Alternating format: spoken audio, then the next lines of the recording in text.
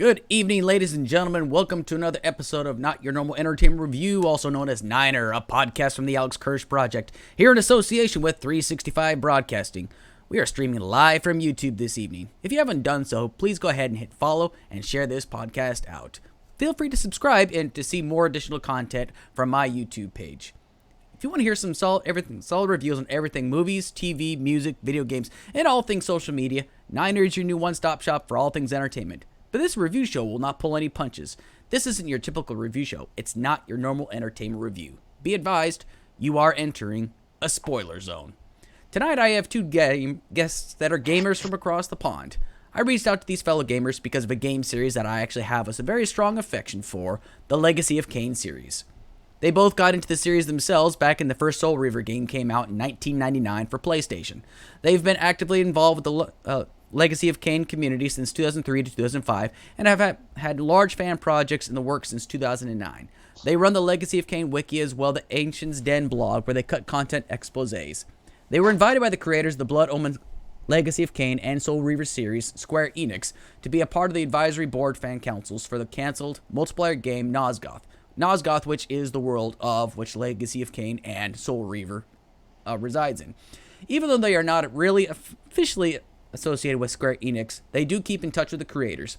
Hailing from the UK, welcome to the Kirsch Project, Baziel Moon and Raina. How y'all doing today? Hi there. Hello. Yeah, we're doing pretty good. Awesome. Thank you so much for actually taking the time to actually be a part of this today. So, is there anything else you would like to kind of include, tell the audience a little bit about yourselves on? You start first. So, come on. We've I guess at the moment we've just finished a big expose on the Lost cut content from Soul Reaver 1. It's been snippets have been known for the last 20 years. You're supposed to be talking about yourself, you silly. Anyway, Baz is trying to say he's been admin from the Legacy of Kain wiki fandom for like over 10 years now. Yeah, he was the one, you took it over from somebody else, and it was in a poor state originally, and Baz thought like, oh, maybe I should fix it up, and ever since he's been writing, and I joined him with Avum as well, so we are the three admins of the Lock wiki at the moment. If anybody else can help out, that'll be great. Yeah, we've slowly turned it into sort of the main encyclopedia resource for the Legacy of Kain lore over the years. Yeah, and finally it's in a presentable state, at least we hope. Yeah. And my name is Audron. You probably know me, I hope, from YouTube. I have my channel since 2007. Oh, 2007, yeah, so it's almost 13 years old. Mm-hmm. I love Soul Reaver cut content, as you can tell. So I ran the Lost content series recently, which has about 22 videos. Just over 20. Yeah. And recently, or yesterday, we just started a new lore video series on the lore of Legacy of Kain. And the first episode is called Vorodos. Check out my YouTube channel for the latest lore videos about Legacy of Kain. That just aired yesterday, so it's brand new. And we're going to do more of the videos as time goes on. But it takes a lot of time. I think it took like several weeks to make this first one. Yeah, lots of script writing and Baz does the script writing and I'll just basically edit it all together, add all the pictures. But yeah, he's my voice and script writer, basically. Oh, excellent. Yeah, I'll be sure to put a link. So, folks, I'm going to put down a link for those that are actually into the series as well. There'll be a link down to her YouTube page as well and just kind of go from there. I'll actually be sure to check out that as well because, there's something about the game that I actually just, love, like the series as well. It's been a long time since I've actually played the Soul Reaver games. Like, the second one, I just could never actually finish it. Like, but I did actually watch it on YouTube, like, all the CGI and all, so I know how the story goes. So, right. The only one that I have not done was Defiance, honestly, so. But, you got Blood Omen 2? Huh? You got through Blood Omen 2? I did get through Blood Omen 2, actually. Like, I remember, and the thing is, like, when it comes down to the history of Blood Omen, Legacy of Kain, and Soul Reaver, stuff like that. You know, the reason I picked it up, right, was back in the day, like when computers were just, you know, really starting to hit the market. And, well, one of my aunts actually got me a subscription to PC Gamer, right? And you know how, like, PC Gamer would actually give you those CDs that have, you know, like the games, like you could play just like the demo versions. Well, Legacy of Kain, the first Blood Omen Legacy of Kain game was on there, right? And that's when I first got introduced to Kain as well, right? And I was actually fascinated by it because it's a completely different concept of a vampire, right? Because everyone's so used to seeing the vampire that comes up and bites you in the neck and sucks your blood and stuff like that, right? But the thing is, though, is like this time it's just like it literally like sucks the blood out of you and it's like from across the room kind of deal, which I think is a cool concept. But you know, just to kind of like refamiliarize myself, because it's been years since I've played the original game, right? I actually watched like the little cut together through where they did the entire movies of the first game and watched that as well, just so I can refamiliarize myself with the story. But last night I was actually looking on Steam. They actually have, you know, Blood Omen Legacy of Kain 2 available on Steam. So I downloaded it last night. It was for 67 cents or something. Soul Reaver 1 and Soul Reaver 2, so I have a chance to get back into those games. So it's a shame that first Blood Omen is not there. Yeah, they've got a few legal issues with how the PC port came out originally. So we don't have that one re-released on Steam these days, which is a massive shame. Yeah. So what made y'all actually get into the games? Like, what actually kind of drew you into, like, Kain or Baziel from Soul Reaver? Well, strangely enough, I had a similar experience with the magazines. I was, I think it was Twisted Metal 2 cheats I was looking for in a magazine, and directly opposite the page with Twisted Metal 2 cheats was a review of Blood Omen 1. And they'd given it 9 out of 10, and the guys had little caricatures of themselves, the reviewers, and they painted themselves with fangs and blood and everything. They clearly loved the game. And at that time, I sort of went, oh, that looks like a game I'll have to get into and play. But 14-year-old me, when he did get around to playing it, was like, this is Mega Drive stuff. This is Super Nintendo stuff. It's top down. It's Zelda-y. Yeah. Why is that when we're getting Tomb Raider at the same time? And it's only sort of decades later I learnt to appreciate Blood Omen. And when Soul Reaver came out a few years later, someone remembered that I'd asked about the Blood Omen game, and I got it for Christmas, and I was hooked ever since. I have something similar. Again, my parents were buying me the official PlayStation magazine, the Czech version. And the first one I got was one with the Soul Reaver demo, you know, the Lighthouse one. Yeah. And I just fell in love with it. I was like, because I was used to Tomb Raider 3, you know, shooting, jumping, stuff like that. So Soul Reaver had that, but had the hand-to-hand combat, the gliding. I just love the parachute noise he makes when you jump off a cliff and you spread your wings and you're gliding. My God, it was so fun. So ever since that demo, then I somehow got the previous magazine, which had the review in February 1999.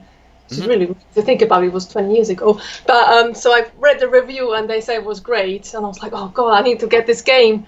But it was delayed to like August. Yeah. So it came out in August, but at the time somehow my parents got a hold of the beta disc. So I was playing this broken game. I didn't understand what was going on.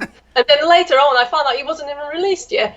And I finally got a proper copy after the release. I was like, oh my God, it worked. I was so happy back then. Funnily enough, we spent the 2 decades since the release trying to find all of those beta copies. Yeah, it's funny thing. It's like I had it as a kid, but I had no idea what it was.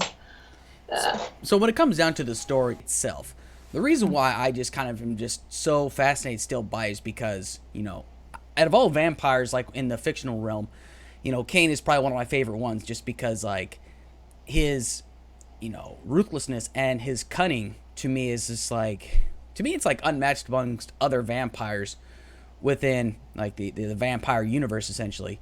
And it just seems as though, like, you know, I'd kind of say that, you know, Kain is kind of like a cult classic kind of person. He's the vampire that people don't know anything about, but once people play the games are like, this guy's pretty awesome because the guy is just like severely OP'd. He does like all kinds of crazy, like immolation or his telekinetic powers and stuff like that. I mean, he's just like a severely overpowered freaking vampire, and he just goes around like laying waste to everybody. That's why they got rid of him as a not unplayable character in Sorry, where you're just too OP. Hey, here you go, Baziel, start over. Yeah.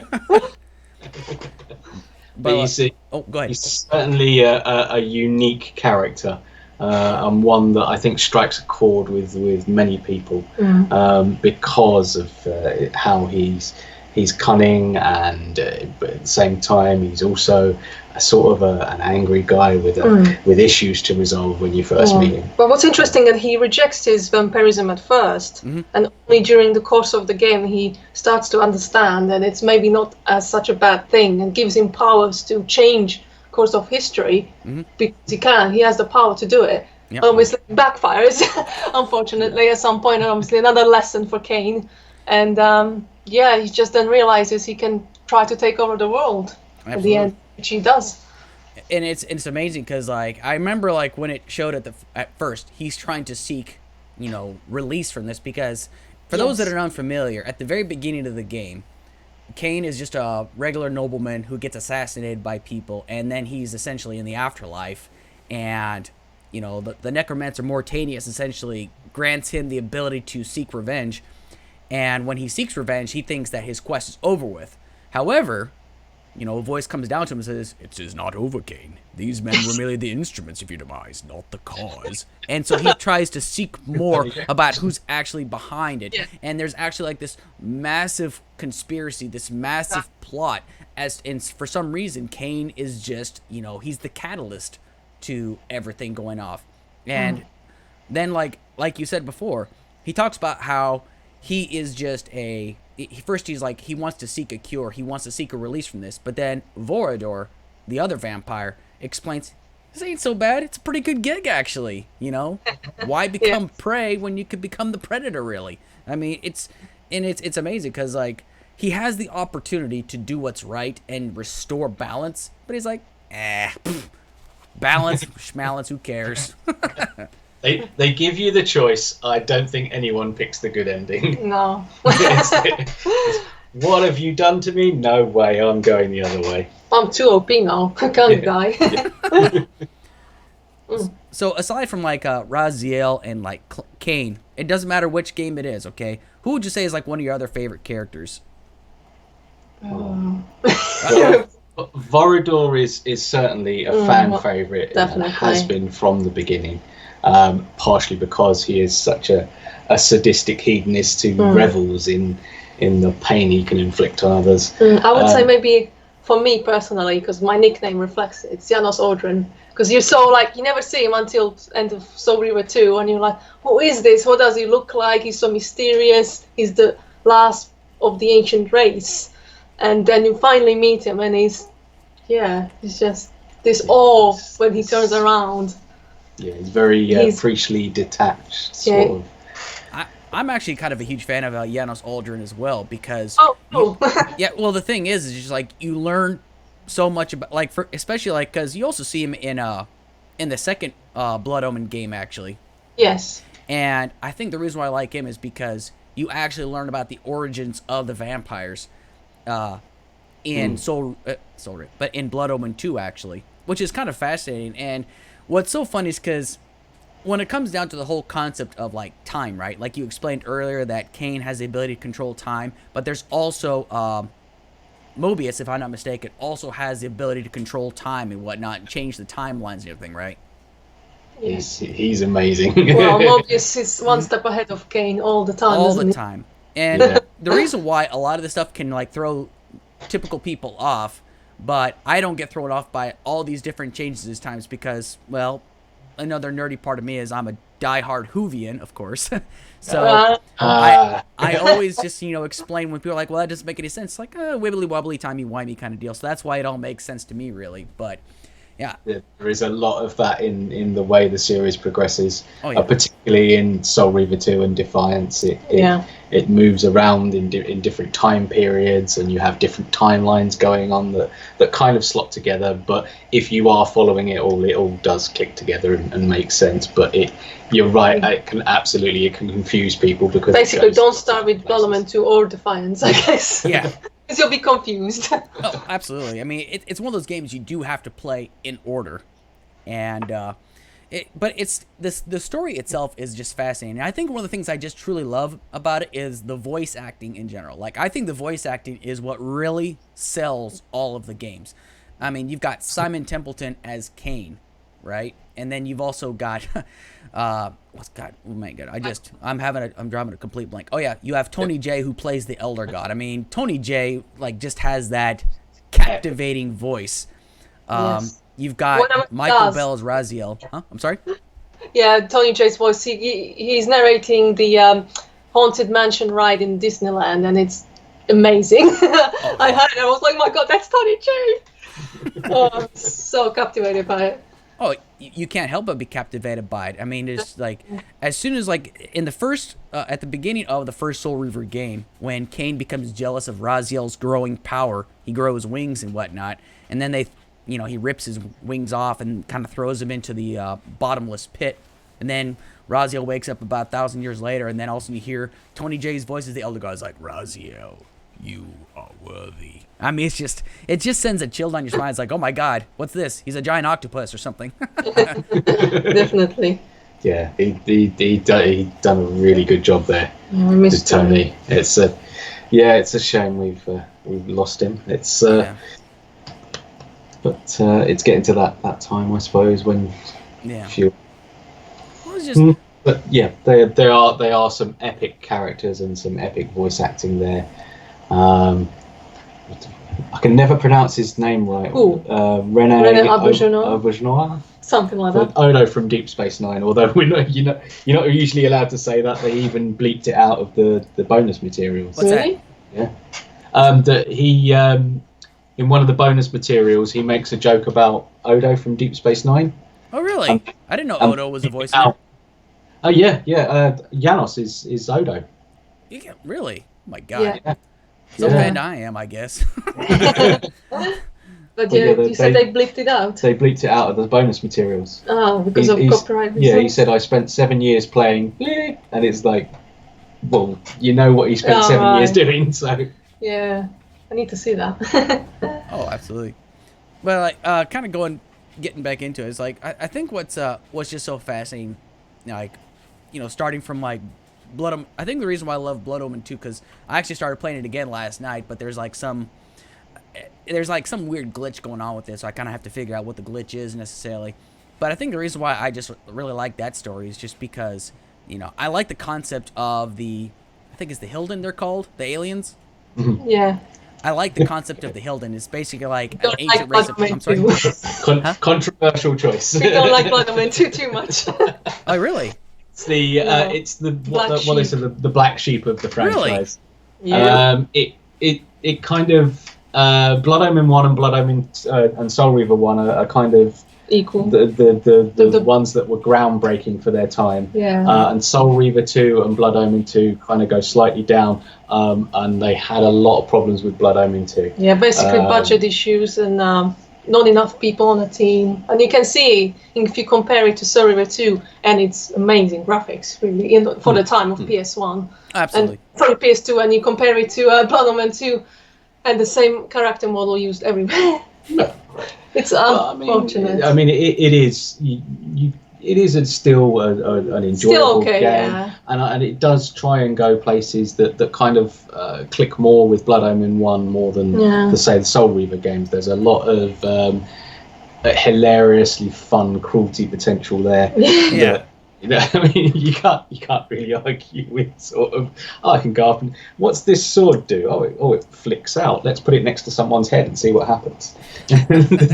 That's Blood Omen 2 to a T. It's great for that, and it does go a lot of places that I think people at the time weren't expecting. Well, it's a really long game. It's a very long game.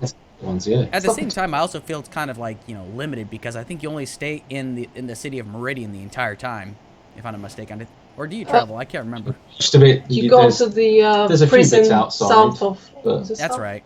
That's right. they get the directions. They for get the prison muddled. direction wrong. don't they? They do. But yeah, it's mostly in one city, whereas Yeah, most of the other games kind of go. I mean, it has here's a good world. atmosphere. I mean, the atmosphere and the music, it has a certain charm. Yes. But for me, it's a bit chore to play at some point. No, that's completely fair. I mean, I think it really comes down to most games. It's just like shooter's preference, as I always call it. You know, like for instance, like if you talk about like other games, like let's say take for example the Dragon Age series, right? Everybody loves the first Dragon Age, and nobody really likes the second one. You know, but I actually kind of liked the second one really. But it's just, again, it's usually kind of shooter's preference in that regard. But Yeah, It's like Mass Effect, the same. oh, love Mass Effect. Different. I love Mass Effect. That's my all-time favorite yeah, game. same. yeah, no, Mass Effect is brilliant. Yeah. Well, if you guys get a chance to tune in tonight, like at 6:30 p.m., I actually interviewed Tom Taylorson from Mass Effect Andromeda. So if you want to check that one out, Cool. Haven't played that one though. Yeah, that's on my wish list though. Oh, I will okay. get it it's eventually. a lot of fun. But anyway, I'm sorry I get off topic. So, No, that's cool. No, no. but when I actually finished Soul Reaver 2, like not the game, but like watching like the movie stuff, that's when like I actually had no idea. Like there was a lot of stuff that I could have thought. He's like, oh yeah, this is predictable. But the one thing I did not predict is that, you know, for those unaware, that Raziel is essentially on his journey, right? You know, because Kain is just kind of like, you know, leading him down this path, you know, giving him like little breadcrumbs, just kind of stringing him along. But he's also getting strung along by Mobius and stuff like that. Until Raziel like finally realizes, you know, how everything like comes full circle. And I think the thing that I'm just really that was really stunned by, right, is in the first game you first hear about Janos Audron, you know, the oldest vampire in the history of the species, right, was essentially killed by was it Seraphins? Seraphim Knights. Yeah. And then Raziel finds out that he was a Seraphim Knight, and he's the one that killed Janos Audron. I'm like, what? It was What? a 2001. Yeah, that was the proper brain melter. It- And then it got even worse. yeah, it completely boggled my mind. I was like, holy crap. And then I'm just like, once again, throwing the Doctor Who spin into it. It's like, holy crap. And then he ends up killing himself. Just like, Yeah. You killed yourself. By the way, you killed yourself with yourself. What? Ah. Pretty much. it's so fun, like how they just really threw that curveball right out there at you. It's like, holy crap. And it's not just that, it's the way they intertwine this with Blood Omen 1 events, like when Vorodor attacks the Circle at the same time. It's Raziel and Mobius who delay Malak from his duties and cause his damnation. They even play a clip of Blood Omen 1's intro Yeah. at the very end of Soul Reaver 2, just to sort of hit home with it. Yeah. By the way, this is happening at the same time. And You're that is really right cool. there. And it's a nice way to tie it all together. Absolutely. They did that throughout Soul Reaver 2, whereas Blood Omen 1 and Soul Reaver 1 are kind of they're They are separated. references, but that's it. Yeah, but they're separate stories in separate times, and then Soul Reaver 2 comes in and draws them right together and intertwines them, and it really enriches the tapestry of the world. Oh, that's just so cool, though. I think, like, when it comes down to, like, most games today, right, I just feel like they're putting a lot of wow factor, but just not a whole lot of substance. I know there's some good games out there, but it's just, like, that's the reason why I just, like, enjoy those games, the Soul Reaver games, the Blood Omen games, because there's so much story involved there. Yes, you hear a lot of narration of all, but it really just kind of, it captivates you. It feels like you're part of an interactive story. It really feels like you're immersed into it. You will do want to hear the narration because you want to know about the characters and the story and what's going on.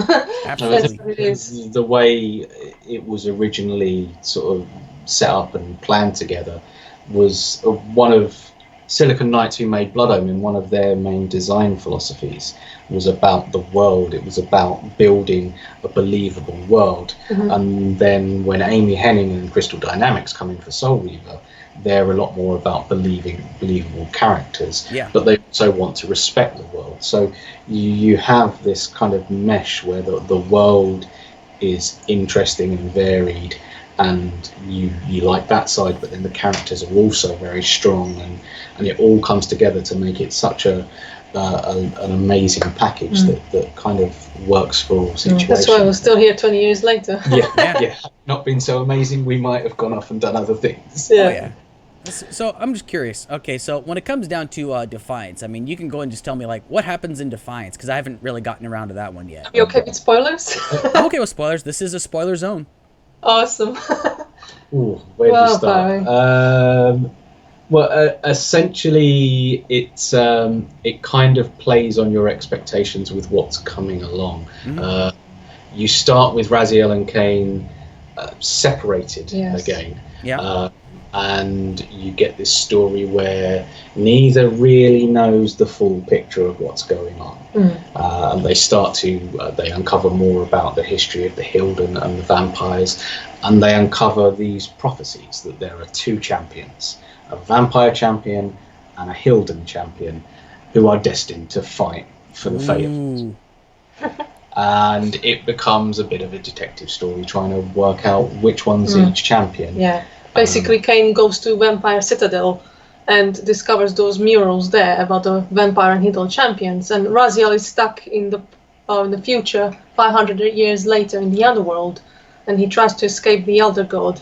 And once he does, he discovers another set of forges, conveniently placed in Vampire Citadel. Kind of repeats the mechanics of Soul Reaver 2. Yeah, it's kind of a rehash of Soul Reaver 2. Okay. But now the upgrades stay with you, so you can switch between them at will. Unlike the story where you use the fonts. I mean, there was supposed to be an explanation. The fonts were destroyed by the Elder God, but they cut it out. So basically, no explanation why there are two sets of forges again. And they're all placed in Vampire Citadel this time. They all have the same layout, but different puzzles each time Baziel goes into one. And he needs to defeat the old, long-dead vampire guardians. So their souls in the spectral realm to fuel these devices. Okay. So he forges the Reaver, and then he decides to go after...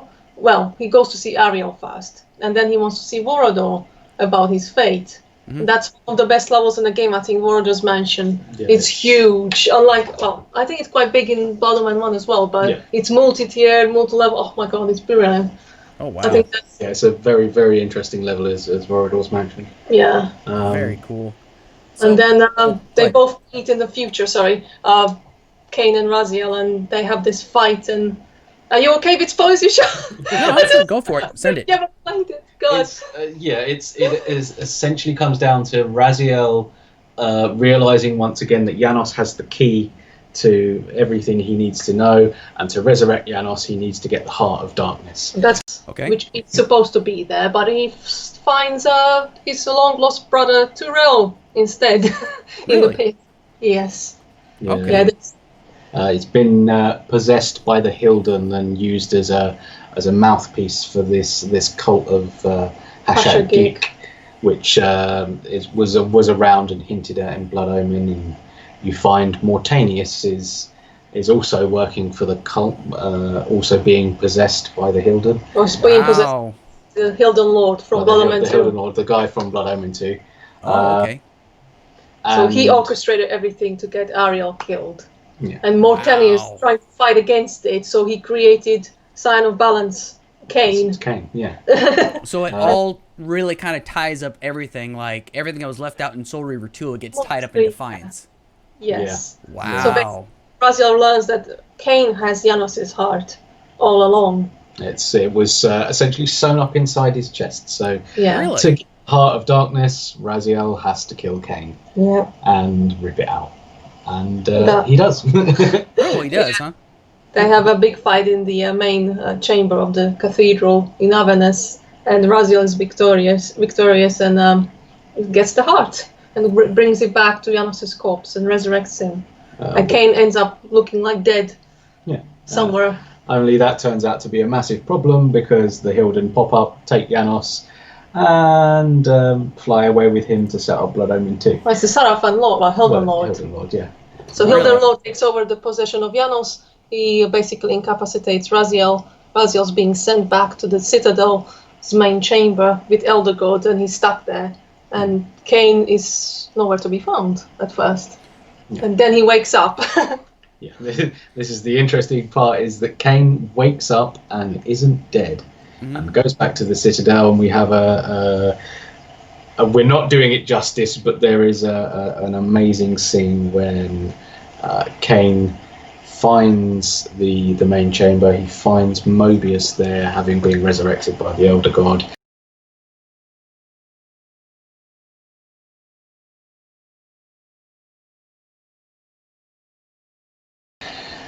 Both he and Baziel are able to teach Mobius a lesson. Yep. And well deserved. You're like clapping. yeah, it's a punch the air moment. But Baziel ends up realizing what all the prophecies have been about, and he sacrifices himself. He becomes the Soul Reaver to give Kain the Soul Reaver, and in the same time he's able to purify Kain of his corruption from Blood Enemy. Oh wow!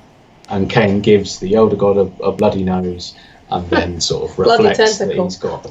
Yeah, oh really? What's he do to the Elder God?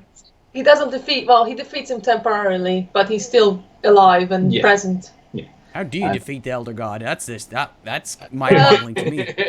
That is the question. Yeah, the problem by the Soul Reaver 1 era, he's everywhere. He's all underneath the ground, so that's how he can speak to Baziel everywhere in the world. Absolutely. So we need a sequel. Oh, absolutely. So kind of going into like as they were progressing, now I remember hearing about them wanting to do a multiplayer game, Nosgoth. I mean, can you tell us like what that was all going to entail, as far as like, was there going to be a story, or is it just going to be a free for all kind of like World of Warcraft, or was it going to be like a something along those lines? No, it was more like a 4v4 multiplayer battle. It was nothing like a World of Warcraft. It's just team deathmatch. Team deathmatch, it was an asymmetric thing. So you had humans were very much weapon orientated. You had projectile based projectiles, crossbows, grenade launchers, that sort of thing. Whereas the vampires were much more sort of hand-to-hand combat, melee combat, and were using lots of abilities, cool vampire abilities. They would fly as Baziel in. Yeah, they'd run across the rooftops. The Baziel would fly. The deceivers could change into could be invisible shapes and go invisible and disguise themselves. We both spent like over 1,000 hours in it, so we quite liked it. Mine was more 600, but it's okay. I was more. Yeah. I mean, the thing with Nosgoth is it actually started as a multiplayer component of a single-player game called Dead Sun. Yeah, and so it had lots of features from Dead Sun, like the vampires did not have fangs or pointed ears or cloven hands, and that was a big problem for us. They didn't look like vampires enough to us. Yeah. I mean, Dead Sun, it appears, had something like 3 years of work done on it. And at the end of it all, Square Enix essentially decided that it probably wasn't a good enough game. It wasn't going to recoup the costs they put into it, but they thought the multiplayer was good. So they ended up putting out the multiplayer as a standalone and reworking that away from the concept of Dead Sun. And we kind of... They were the first ones to play it. Yeah, we got invited in 2013 to one of their community days. Yeah. And that's when we met, by the way. It was a good day. It was a great day, I don't think I'll ever forget it. And we met all other Locke fans from around the world, like Ben Lincoln, Tanaya from Nosgothic Realm, Patrick Johnson. It was that's just so cool. It was just if nothing else, amazing. The Nosgoth community days ensured that a lot of the Legacy of Kain fandom sort of got to meet and collaborate and and stay in touch. It's been it's been Is there more of these conventions going on, or is it just kind of like kind of it was more during Nosgoth's time. There were a couple more afterwards, which we went to, and but it means, I mean, at least in the UK, we were until this year, strangely enough, having sort of yearly meetups. Oh, 2020 has been a hell of a year, huh? Yeah, not officially endorsed or anything like that, but we would meet up the week of Comic-Con. Comic-Con. Ooh. I haven't been to the actual Comic-Con, but I've been to Dragon Con in Atlanta. Ooh, I tell you what. I don't think I'm ever doing Baziel again because I couldn't breathe. It was fun though. Oh, that's a lot of fun to do stuff like that. I mean, I was never one for like the cosplay type, but I like seeing all the really cool costumes that people do. So when it comes down to the games itself, do you think they're ever like Square Enix is ever going to allow people to do like not necessarily a remake, but just kind of like remaster it possibly? I think there's a good chance it will happen eventually. I think it's just a case of. I mean, from our contacts with Square, they did seem to be quite positive about the series, but it just never came off. There are all sorts of things that change behind the scenes. I mean, we know of at least something like there are many pitches attempts they've made. Yeah, so different companies submitted their pitches, but they were not successful so far. So we don't know what they were looking for. To be honest, we know it's on their radar. Well, hopefully. Because I just think because I know that they've done like the remasterings of games like Halo, and Halo has such a massive following. Yeah. And like I said, like Legacy of Kain, for example, has, kind of, I wouldn't say as large of a following, obviously, of Halo. But the thing is, though, if you remaster a game like that, I mean, I think you could get people coming from all around to play this because, everybody loves vampires. And plus, Kain is one of, like I keep saying, one of the most powerful vampires, like, in the fantasy world, essentially. I think, like, a remaster would really kind of reignite the series right there and probably bring more fan bases from all around. I think the problem with they see is those games are so old looking that probably would want to improve them, and that will require further investment, and that's the like how further much you go, then you end up doing a remake, and it's not. There is a lot of call, especially within the fandom, for there to be a remaster, and on and off fan groups have been working on trying to do it themselves. And doesn't always work out as well as you'd like on that front, but it's something I think a lot of people would like to see. Oh, absolutely. There was a rumor this year actually going around that it was Blue Point was working on one. It kind of looks like that might have been wishful thinking, since now they've announced Demon Souls. It looks like it was that they were working on. But I wouldn't be opposed to Blue Point doing it because they can do faithful. Blue Point have done very well. So The only thing you can't do is you cannot let EA get their filthy hands on this because they will screw it up. No, please, no microtransactions. Every spell costs $5. Okay, 2021. $20 for Ariel. No, that would be bad. So when it comes down to the whole series, like whether it's Kain or Baziel, have you seen any really good like fanfics that people have put together, or have you guys done fanfics of your own? I'm not really into fanfics, to be honest. Really? Okay. I read a few which were more jokey ones. I like those, like Christmas at the Pillars. That was funny. But Christmas at the Pillars. I love it. Yeah, that was quite good. I think it's still on Nosgothic Realm. Yeah, I know back in the day Nosgothic Realm had a load. And there were so many, it was hard picking the best ones. I haven't read. Have you read many?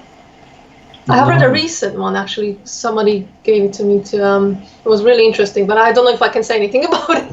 It was regarding Uma. So whoever's listening, I thought that was cool. Uma. Oh yeah, Uma from Blood Omen 2. Yeah. Wasn't there one that the Lost Chronicle? Oh, was that by Jake Pawlowski? Yeah. And he kind of one of the more high-profile attempts by fans to resolve the end of the series, and that turned out all right. Yeah. I remember a while back, some friends of mine and we like got together and we were gonna do like, what we did is we like take the Mass Effect series and then we would like throw our own characters in there, and then we would just like do our little role-playing bit and just like on Facebook, and what we would do is like, okay, then this happens, then this happens. Well, I said, hey, let's do another one, and you get to pick 3 different video game characters and just throw them into there, right? And one of my characters was actually Kain. But the problem was like he was a little killed too everyone. OP. Like he killed everybody essentially. And they're like, wait a second, that guy's too OP. It's like, no, this is exactly how he is though. Oh god, yeah. Yeah, we've had a few things actually. Strangely enough, with that on the wiki, someone who was trying to quantify exactly what his abilities are, and when you list them down and try and work out exactly what he's got, exactly the statistics of it and the specifics of it, and it is yeah, OP is not it does not justify just how it's like OP a supernova.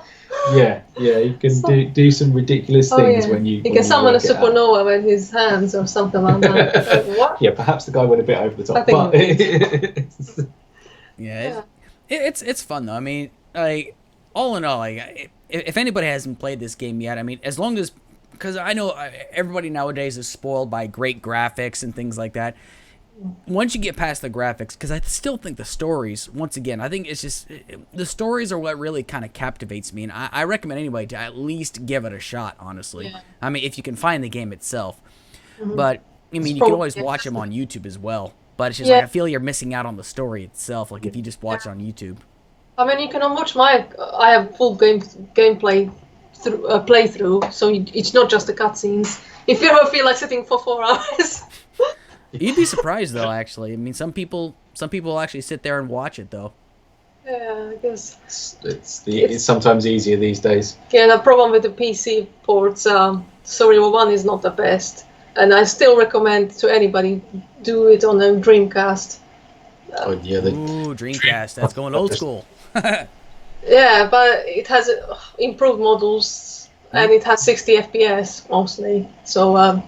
Yeah, they did improve the Dreamcast a lot over the PlayStation, but it was just at the end of the Dreamcast's shelf life. They started working on Software 2 for Dreamcast as well, and there are screenshots and everything, but they stopped it ever since the Dreamcast kind of got shut down.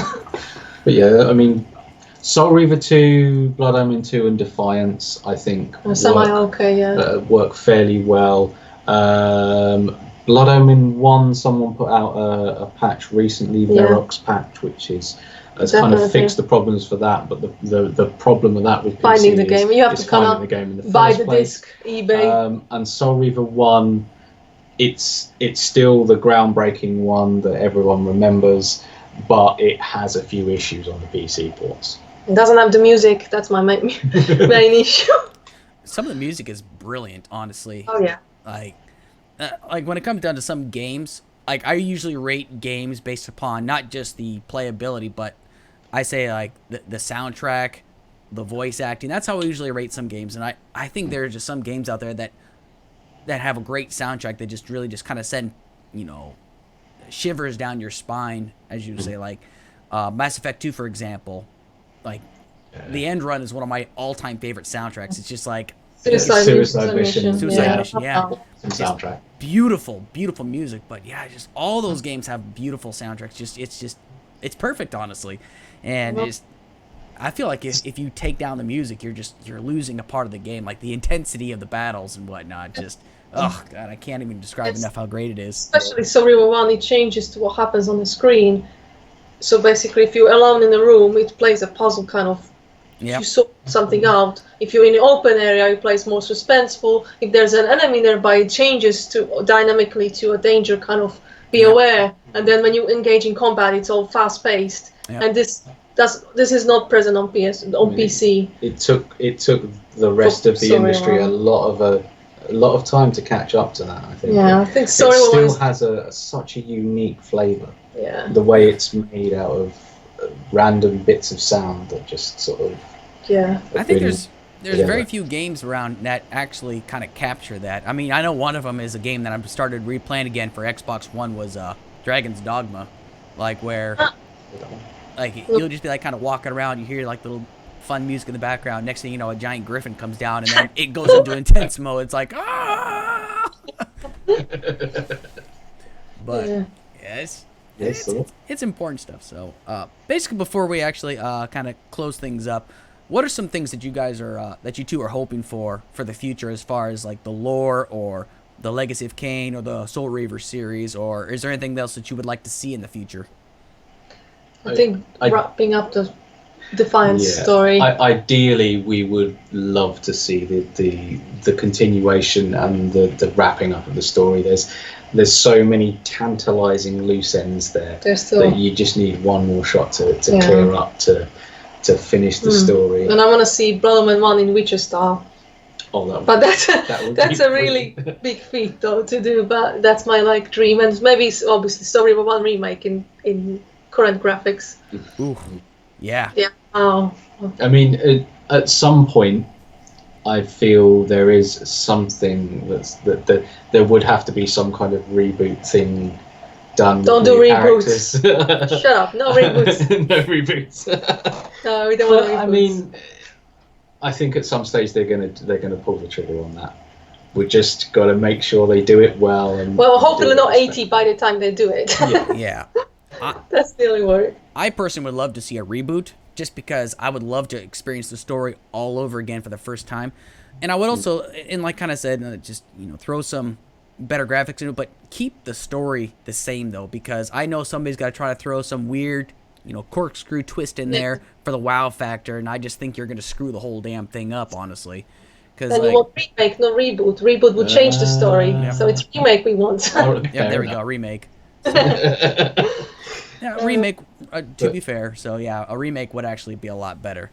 Yeah. Just keep the story the same, because the story, once again, is what's compelling, is what keeps people coming back to it, so. Yeah, even 20 years on, and people are still captivated by it, so they did something right first time. Right. Well, I mean, that is in a way, they try to kind of it's kind of continue. It's like God of War, the new God of War, it kind of keeps what happened, but also gives you the new stuff. But we don't know enough about that sound to say what it was supposed to be. And we have. Have you heard about that sound at all, or yourself?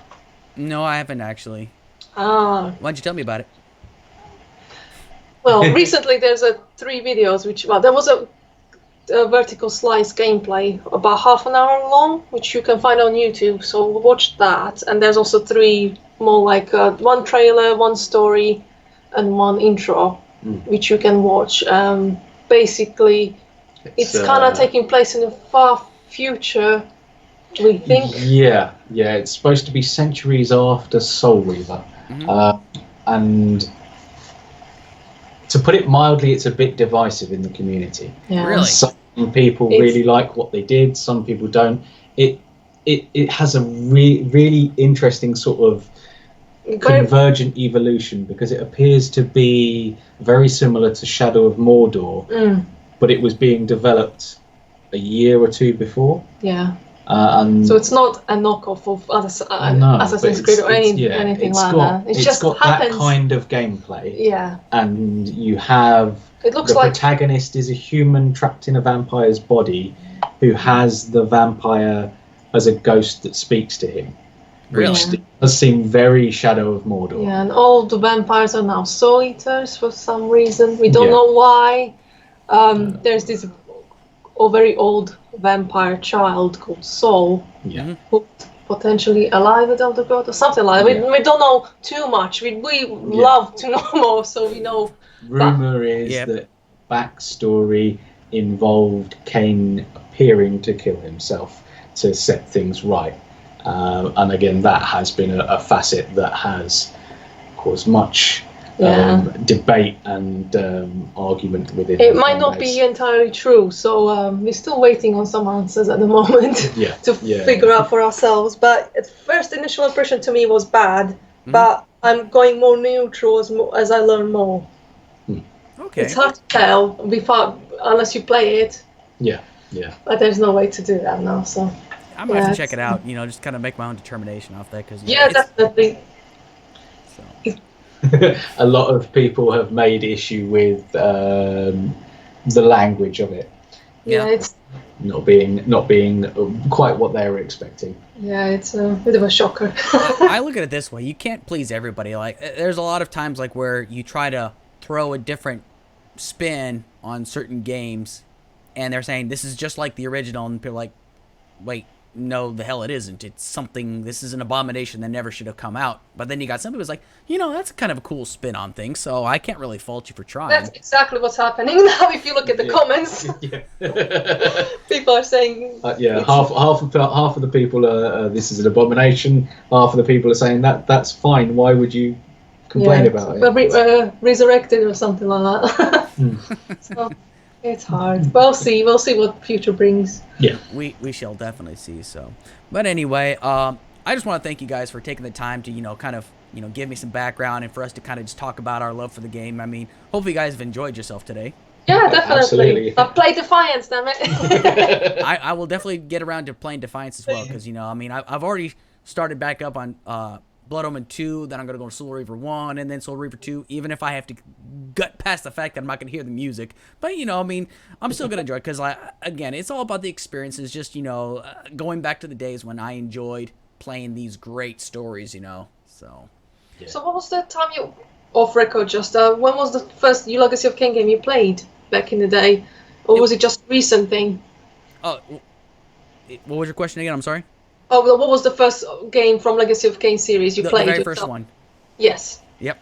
It was the very first one I played, and it was just the demo version, and then I was able to get the actual game itself, and it was on CD, and then I played, and then after I beat that one, then I bought the Blood Omen 2 in 2002 and played that one, and then I played Soul Reaver and then Soul Reaver 2 in that order.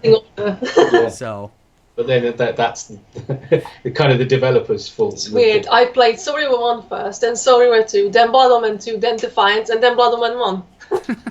Hey. I couldn't find Blood Omen by that point. I was not interested in it. I played release order, Blood Omen, Soul Reaver 2, Blood Omen 2, Defiance, but I didn't really get sort of properly play Blood Omen until after I'd played Soul Reaver 2. Oh. So yeah, I played it, but not really spent too much attention with it. I am 14-year-old me for going, these graphics are rubbish. Why did you not play it then? It's okay, you go back around to it in the end. Yeah, Dennis is pleased. Yeah. Sometimes, you just can't help but just, for old-timey sake, just kind of enjoy good story play, get past the bad graphics. I mean, who cares? It's fun. It's fun stuff. Just hang around real quick after I get done. I just want to, once again, thank you guys so much for joining me today. And I'm looking forward to future content. I'll be sure to check out and give you guys a lot of love on your pages, okay? Awesome. Thanks very much. Thanks very much. All right. Y'all enjoy the rest of your weekend. You too.